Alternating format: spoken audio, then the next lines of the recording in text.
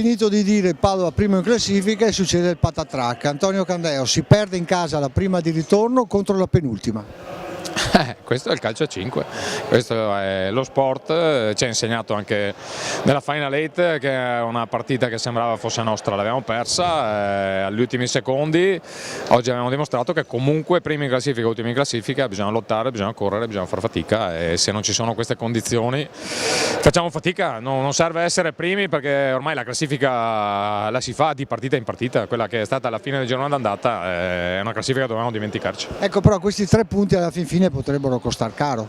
Ah, sicuramente, però sai, un po' le scorie di quella sconfitta in Coppa probabilmente ci sono, ci siamo parlati in settimana, abbiamo detto ripetutamente dobbiamo ripartire, dobbiamo fare 13 finali, però anche questa finale è andata male, oggi veramente non c'eravamo. Veramente. Onore al merito allo Schio chiaramente che ha realizzato anche 2 bei gol, però non c'era il Padova come giustamente hai detto te. No, non c'era il Padova, Schio ha fatto la sua partita onesta, ha corso, ha lottato, è arrivata su tutti i palloni prima di noi, non ha mai mollato e questo, vabbè, dobbiamo ripartire, è inutile che ci buttiamo giù ancora di più di quanto lo eravamo dopo la partita da finale delle Final 8, dobbiamo ripartire con uno spirito diverso, dobbiamo ritrovarci, credo che in settimana lavoreremo ancora meglio, io ho sempre comunque fiducia in questi ragazzi, abbiamo fatto un girone d'andata oltre ogni nostra aspettativa,